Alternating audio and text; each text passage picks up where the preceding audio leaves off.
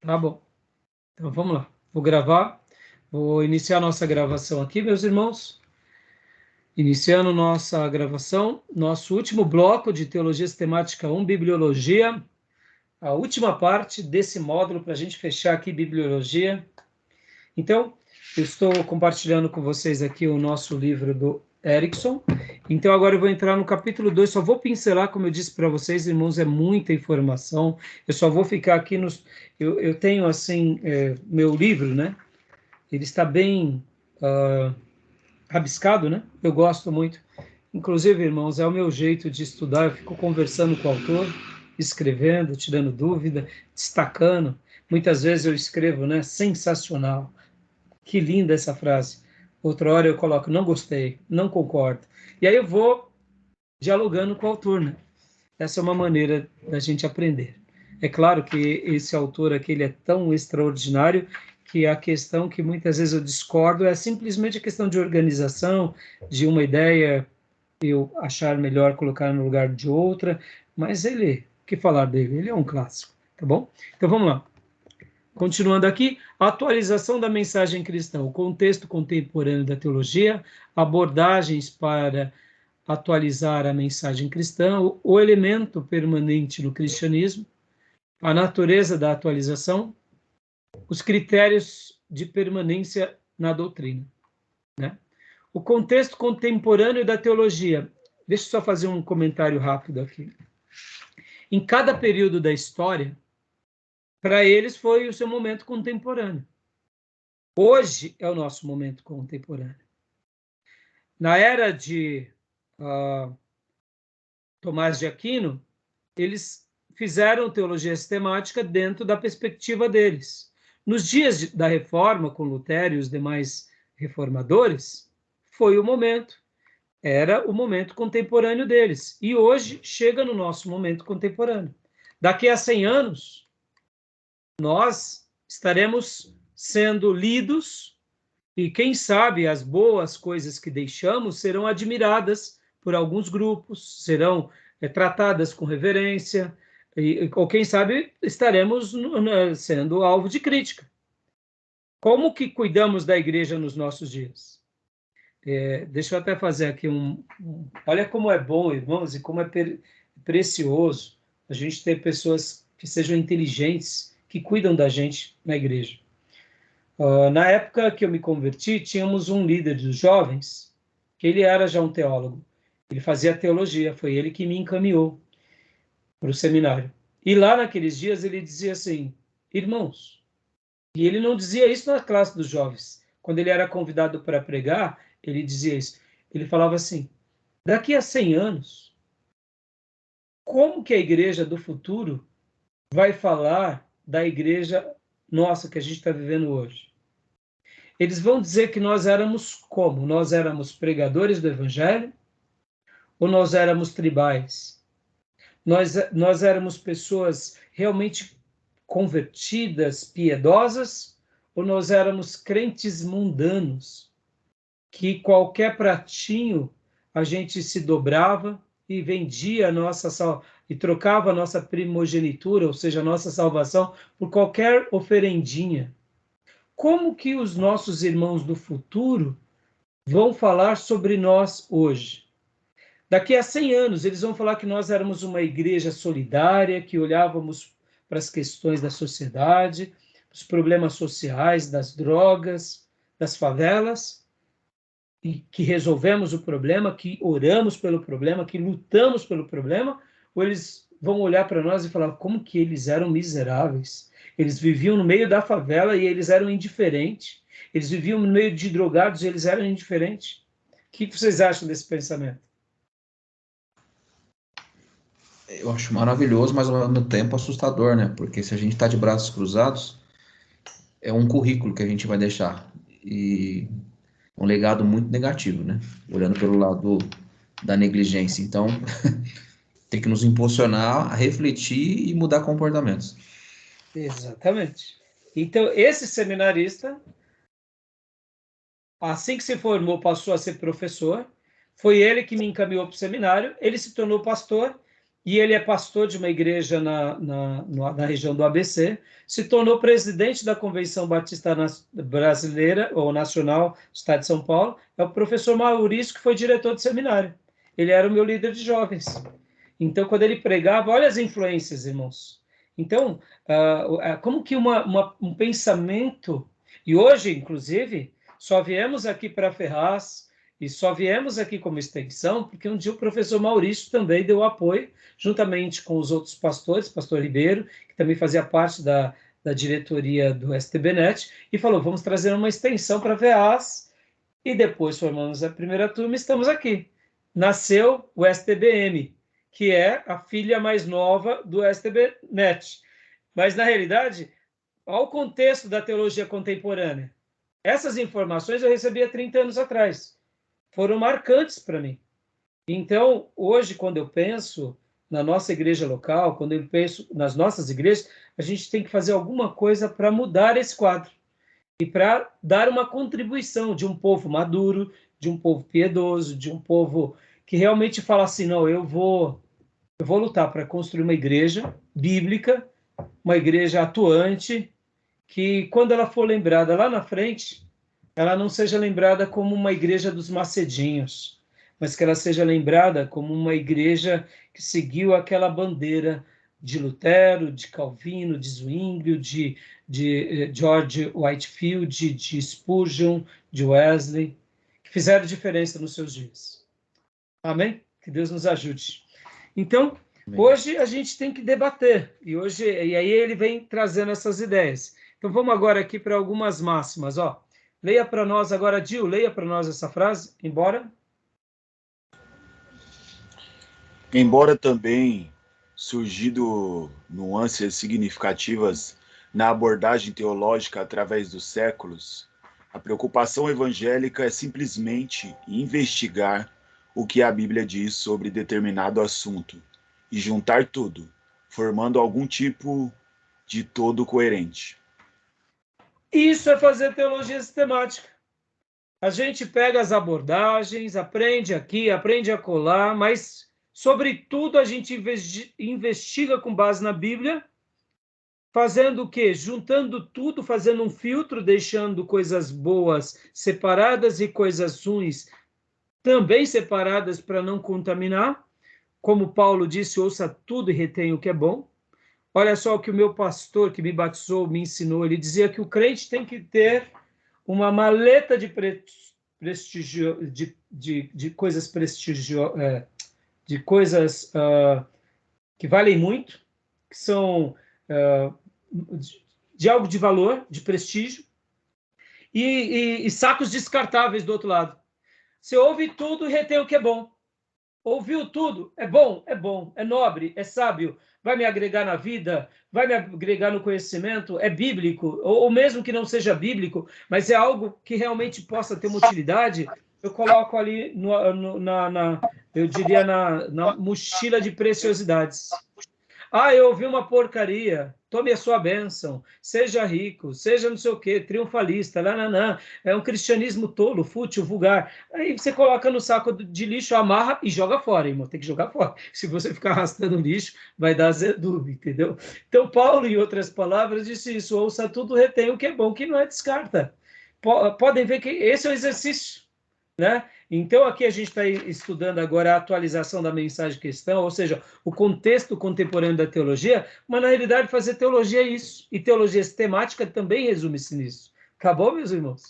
Gostaram aí da ideia da mochila de preciosidades e dos sacos de lixo descartável? Pode ver, irmãos, é assim. Não é assim na nossa vida? A gente ouve uma coisa e fala assim, nossa, quanta porcaria, joga fora. Não, isso daqui é legal. Isso daqui é interessante. Vem para aquilo que é precioso. Tá bom? Bom, 2.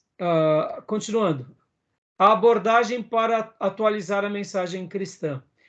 Aqui, leia para nós, Gil, até até hoje. Ok. Quando comparamos o mundo atual com o mundo dos tempos bíblicos, percebemos que há algumas diferenças significativas. Os meios de transporte, por exemplo, sofreram uma mudança tremenda. Nos tempos bíblicos, era comum caminhar ou montar em cavalos ou jumentos. Assim, quase não se ouvia de viagens que cobrissem grandes distâncias. As jornadas de Paulo, percorrendo a área do Mediterrâneo, era uma experiência vivida por poucos. A maioria, a maioria das pessoas vivia e morria dentro dos limites de uma caminhada do lugar em que havia nascido. Hoje, porém, é possível marcar para o mesmo dia encontros em lugares que distem milhares de quilômetros. Tá bom, Viagens. até aí uma pausa. Foi muito legal essa abordagem, porque isso nos faz lembrar alguns irmãos.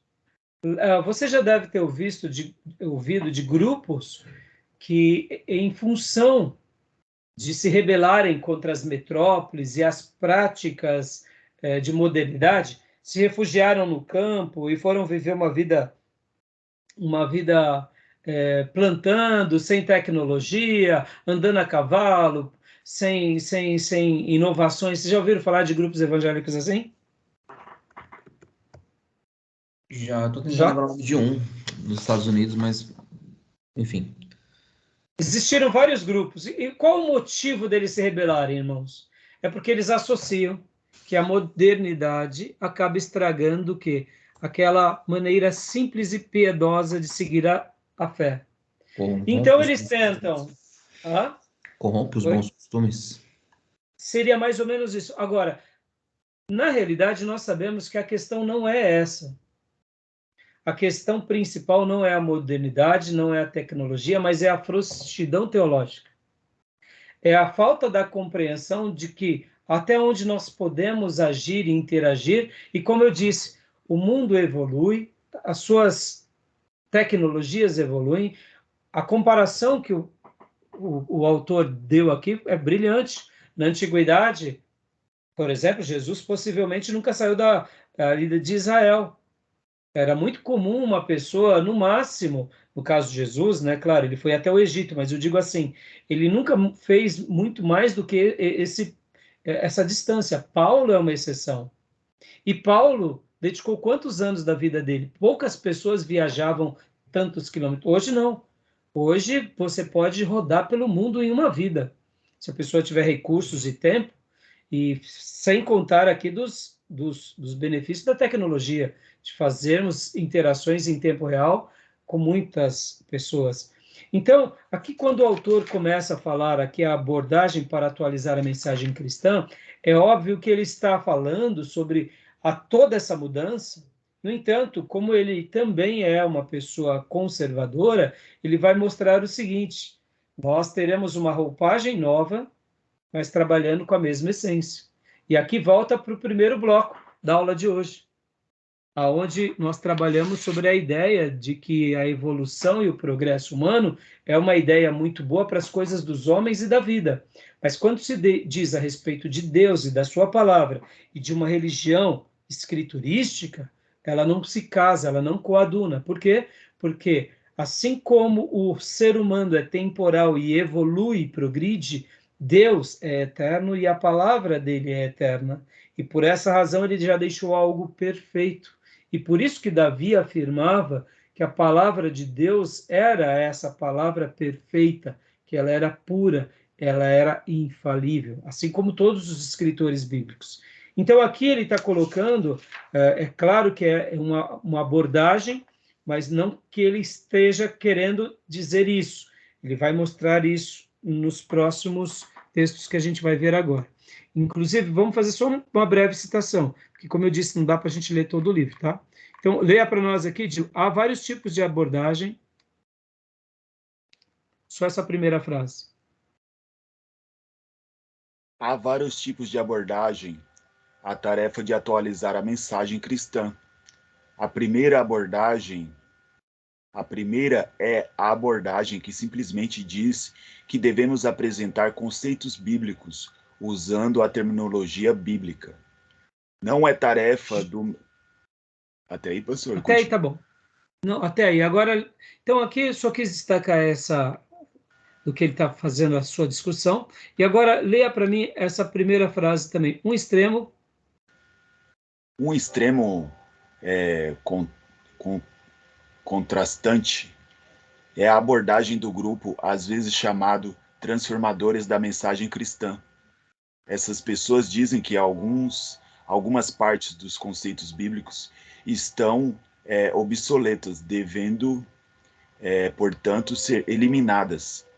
Ou seja, basicamente o que nós falamos no primeiro encontro da aula de hoje, mostrando o seguinte, que essa turma que, em nome da ciência, em nome do progresso e do conhecimento, e até mesmo da adaptação, está dizendo, olha, vocês estão ultrapassados, vocês são obsoletos. Se vocês continuarem com essa mensagem, vocês naufragarão. E, na realidade, quem naufraga é quem pensa assim, porque, na realidade, quanto mais crermos no Deus eterno, que escolhe um homem, que desse homem faz uma nação, que coloca no endereço, que é Israel, e nesse endereço revela toda a sua palavra, e quando nós cremos que essa palavra foi realmente dada pelo Espírito Santo e que Jesus é a grande expressão dessa palavra e que essa palavra ela não é velha nem nova, mas ela é eterna e para todas as gerações, pronto, a gente recebe poder, a autenticação divina vem sobre nós e aí Deus nos dá uma igreja cristurística, uma igreja escriturística, uma igreja cristocêntrica. E aí a glória dele se manifesta. E aqui uma terceira, agora você pode ler toda essa frase aqui, esse parágrafo, Gil. Uma terceira posição fica a meio do caminho entre as outras duas. É a dos tradutores da mensagem cristã. Essas pessoas são basicamente conservadoras, no sentido de desejar manter o conteúdo essencial do ensino bíblico. Ao mesmo tempo, porém, desejam reformulá-lo ao traduzi-lo em conceitos mais modernos, para encontrar equivalentes contemporâneos para os conceitos tomados da época bíblica. Os tradutores empenham-se para tornar a mensagem bíblica compreensível para a mentalidade moderna, mas não creem que ela possa ou deva tornar-se necessariamente aceitável para padrões. Fazê-lo seria alterar a própria natureza da mensagem, pois ela possui uma dimensão intrínseca que sempre causará escândalo para os seres humanos pecadores. Fantástico. Em outras palavras, o que o nosso irmão está dizendo em palavras rebuscadas, prolixa, é: quem não tem a mente espiritual não compreende as coisas espirituais. Quem não tem a mente de Cristo não vai compreender. E aqueles que tentam traduzir para achar que as pessoas precisam de uma explicação é porque de fato não creem na palavra e não creem em Deus como de fato deveria. Tá bom, meus irmãos? Tá bom até aí? Então, Ou tá dando para seja, né, compreender? pastor, ou Pode seja, falar. apesar da evolução, né, quem pensa dessa forma, há um retrocesso absurdo, né, espiritualmente falando, né, apesar da Por evolução. mais Exatamente, Gil. Por mais que a pessoa se torne religiosa, Gil. E aqui, ó, deixa eu até dizer uma coisa: nós não podemos negar que as pessoas são religiosas. Não, não, elas são, isso é fato. As pessoas são religiosas, elas acreditam na religião. Podem ver que o mundo sempre foi religioso. Nessa obra aqui, na parte da introdução, o nosso querido irmão Erickson, ele comenta muito sobre isso aqui no prefácio. Que nós não. No prefácio? É por aí, isso. Que o ser humano, ele sempre teve um viés religioso, e é no prefácio? Em alguma parte, ou é na parte 1 mesmo, que é fazer teologia, eu acho que é isso aí. Que nós, seres humanos, somos inclinados à religião. O religare está no ser humano. Agora, se a minha religião é a verdadeira, aí é outra questão. Então, é isso aí. Então, leia para nós, Gil, essa frase aqui que está em destaque. Deus usa nossos esforços por transmitir sua verdade do modo mais compreensível que conseguimos. O que precisamos fazer é manter o significado essencial do ensino bíblico, ao mesmo tempo que aplicamos a situação contemporânea. Olha que fantástico, irmãos. Por isso que hoje eu me deliciava, né, em ter escrito aquilo que eu te dei para vocês no primeiro bloco. Podem ver que a maneira em que ele pensa é assim. Ou seja, nós nos esforçamos para compreender, nós nos dedicamos, nos esmerilhamos, mas depois de tudo feito, a gente vai para a palavra dele e aplicamos a palavra dele no nosso dia, de uma forma simples. Por quê? Porque acreditamos que ele é eterno e que aquele que é eterno nos deu uma palavra que é eterna e ela é inerrante, que ela é infalível, que ela é necessária, que ela não tem e nunca terá erros e que ela nos conduzirá numa vida em triunfo. E dessa forma a gente vai poder viver a experiência do Deus que a inspira na nossa vida, e é por isso que as digitais de Deus passam a marcar a nossa vida com milagres e dar frutos espirituais concernentes ao que cremos. É como se Deus dissesse: tá bom, meu filho, eu estou vendo tanto que você crê em mim e que você não faz da minha palavra um ajuste aos seus dias. Pelo contrário, você faz com que os seus dias se ajustam à minha palavra. Logo, eu vou te abençoar, eu vou estar com você. E aí pronto. E aí nasce de novo, não tem jeito, virar crente. A palavra é vira crente. Ah, tá bom, meus irmãos? Então, é legal, né? Aí, termo, bom, pode falar. Me permite só um comentário, pastor? Esse Yeah. termo aqui, que Deus usa nossos esforços, é muito interessante, né? Achei isso Você aqui vê, Gil, magnífico. é muito legal, porque Deus usa nossos esforços. Vamos falar aqui. Deixa eu até gastar um minuto aqui. Por que Deus pede para a gente sacrificar, sendo que o maior sacrifício Jesus já fez? Então, em tese, nosso sacrifício não serve de nada.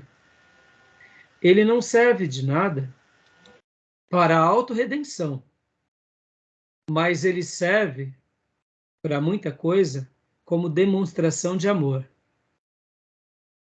Então, os nossos esforços e as nossas práticas, na realidade, só demonstram uma única coisa: que amamos a Deus, amamos a sua palavra e amamos a expansão do seu reino.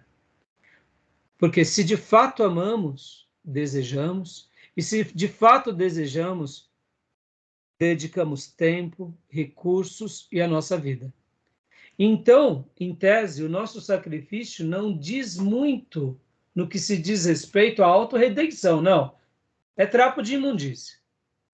Mas diz muito como devoção de uma oferta suave e agradável a Deus, expressando: Deus, eu realmente te amo, o Senhor é o ser mais desejado por mim, os teus temas, que é a tua palavra, são os mais interessantes para mim, e eu quero colocar em prática tudo que o Senhor me ensina, porque eu te amo e quero expandir o teu reino na minha vida, no meu lar, na nossa igreja, no nosso mundo. E podem ver que quanto mais sacrifício dedicamos ao reino, mais Deus se manifesta na nossa vida. Aí eu digo, mas ele não poderia se manifestar sem os nossos sacrifícios? Poderia. Mas aí nasce uma pergunta: será que veríamos que é Deus agindo? Ou será que acharíamos que é a própria virtude nossa? Ou que, por exemplo, fomos destinados, por acaso, de ter um privilégio sobrenatural na vida? Estão entendendo? Se de repente eu fosse agraciado por tantas digitais divinas na minha vida, será que eu não me vangloriaria achando que eu sou melhor do que as pessoas? Mas já que Deus me dá mandamentos condicionais, e quando eu me coloco a eles, eu vejo os milagres acontecer e se desarmarem coisas, logo entendemos que Deus está simplesmente sinalizando. Podem ver, irmãos, dentro dos mandamentos tem os mandamentos condicionais e os mandamentos incondicionais. Os incondicionais Deus faz, nós não fazemos. Mas nos condicionais, nós precisamos fazer. E por que Deus deixa os condicionais? Para realmente ver se a gente aprende a amá-lo. Para ver se a gente realmente dá valor. Então, em tese, quando a gente se sacrifica, é autoprova de que, para nós mesmos, a gente está dizendo para a nossa alma, puxa, eu estou amando a Deus. É por isso que eu estou dedicando o meu exercício, a minha vida como trabalho a Ele. É por isso que eu estou dedicando as minhas faculdades a aprender a palavra dEle. Por isso que eu estou dando a minha energia a expandir o reino dEle, discipulando pessoas. Em outras palavras, eu estou amando a Deus. E eu preciso só continuar fazendo isso até o meu último dia de vida. Entendeu? Então é fantástico, né? Né, Gil? Né, irmãos? Maravilhoso, né? Muitos têm usado aquele texto de uma forma errônea, né? Como muleta, né? Que Deus, ele não exige sacrifício, né? Deus, ele ama a obediência e não quer sacrifício de ninguém. Mas isso é usado de uma forma errada como muleta para cair no nosso comodismo, né? Sim, sim. É porque as pessoas elas fazem uma bagunça, né, Gil, entre o verdadeiro sacrifício e os sacrifícios errados, né? A graça de fato e a graça barata, ou seja, as pessoas em tese não estudaram adequadamente, e quem estudou acaba tendo essas autodesculpas para ter a sua religião apenas como uma muleta, né? Então, é uma pena. Bom, irmãos, e para a gente concluir aqui, ó, a parte 2 vai falar sobre, ó, podem ver que aqui, no caso, estaríamos já terminando. Na parte 2, revelação de Deus. E aqui, o nosso querido irmão Erickson, o que ele estaria falando como revelação de Deus? Ele vai estar falando o seguinte, ó, a revelação universal de Deus. Opa.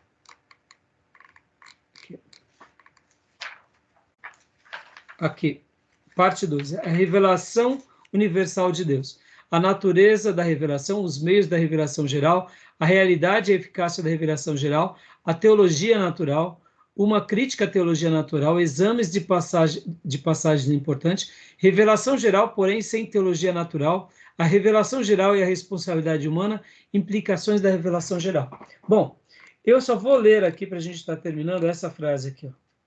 Leia para nós, Gil, por gentileza. Ok. Sendo os seres humanos finitos e Deus infinito, não podemos conhecer a Deus, nem ter comunhão com Ele, a menos que Ele se revele para nós. Amém, meus irmãos? Então, aqui ele vai estar trabalhando sobre a ideia da revelação natural, ele vai estar trabalhando em cima, depois, sobre a revelação especial. Então, esse capítulo é riquíssimo. Como eu disse, irmãos, esse livro é muito bom. Fica aqui uma indicação para vocês. Lerem depois, se aprofundarem, que nem no capítulo 4 é a revelação particular de Deus, que, em outras palavras, é as Escrituras.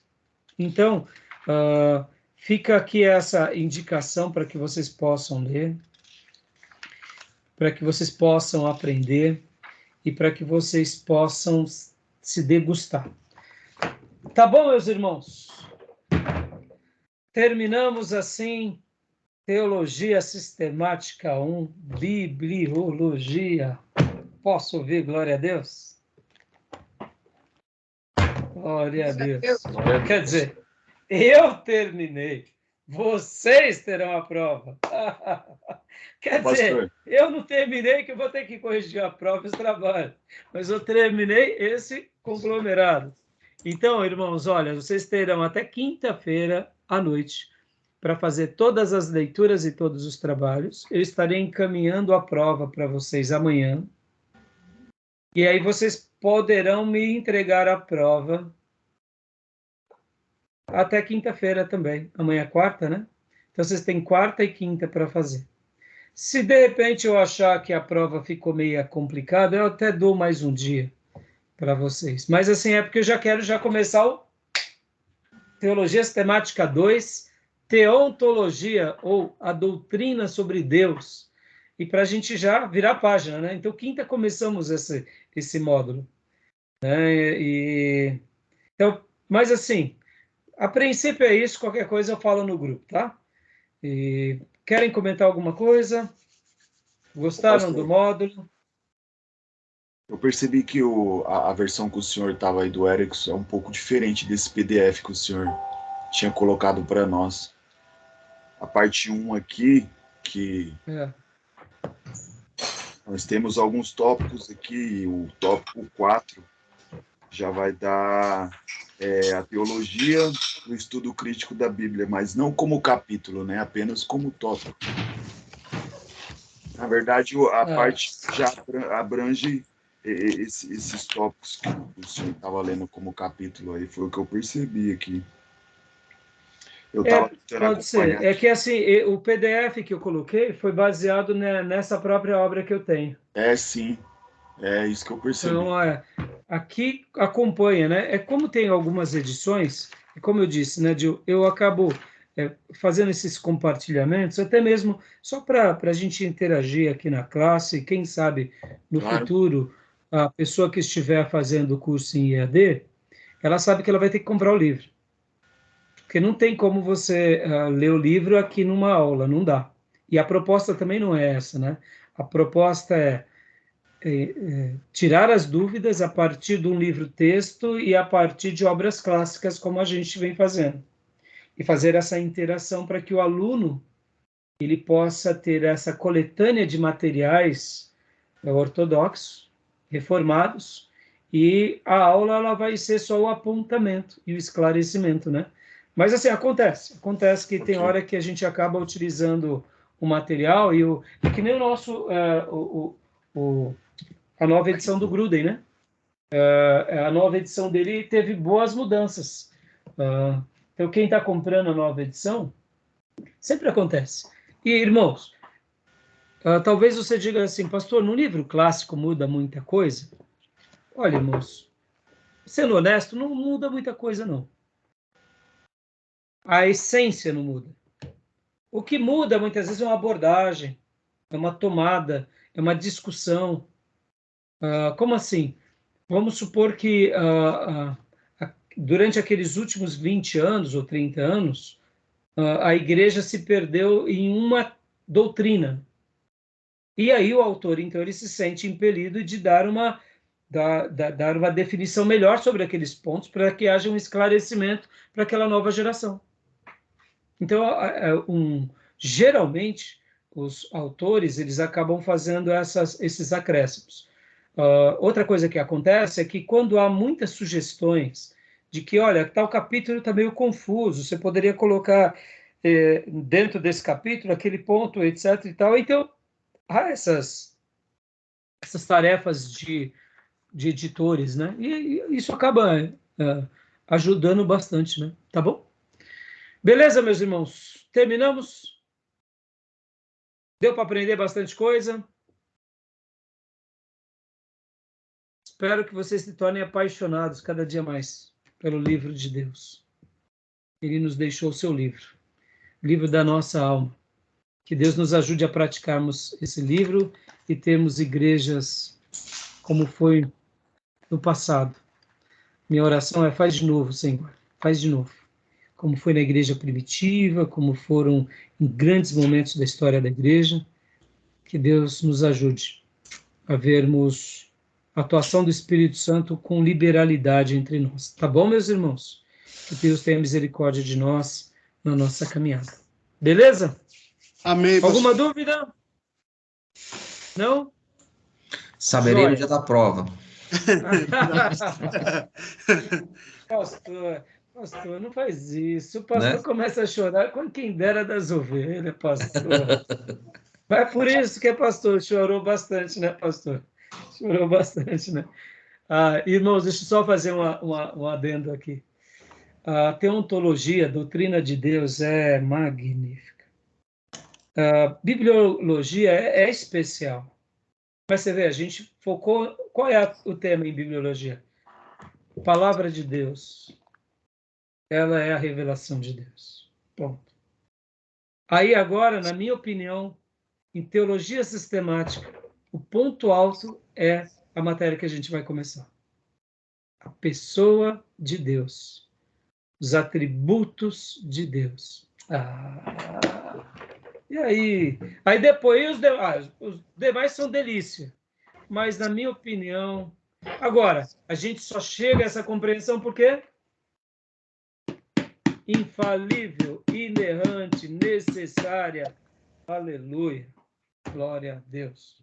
Aí a gente pode falar a pessoa dele, porque é ela que vai dizer quem ele é. E aí, como é bom crer, irmão, porque quanto mais a gente crê, mais os nossos olhos são abertos para a revelação. Perceba, que se eu não creio, eu vou crer em outra coisa. Eu vou crer no Pai de Santo, eu vou crer no profeta Mórmon, eu vou crer nos russelitas, eu vou crer nos católicos, na tradição, na sabedoria da filosofia católica, eu vou ter que olhar para Maria, eu vou ter que olhar para os santos. E aí a figura de Deus não vai brilhar. Mas no momento em que eu ponho as escrituras como o meu padrão para ver a pessoa de Deus, eu vejo a pessoa de Deus no que ele me revela e também consigo até entender quem é Deus daquilo que ele não me revela, que destaca. Por causa daquilo que a Bíblia diz que Deus é, logo, a gente pode entender muita coisa também do que Deus não é. Por meio do quê? Por causa dos óculos da palavra de Deus. Tá bom? Que Deus nos abra os olhos e o coração. Tá bom, meus irmãos? As minhas ovelhinhas até amanhã no nosso culto. Aos irmãos até quinta-feira. Pastor, Nosso seminário. Graças a Deus. Deus abençoe. Boa noite. Boa noite, irmãos. Deus abençoe. Bom descanso.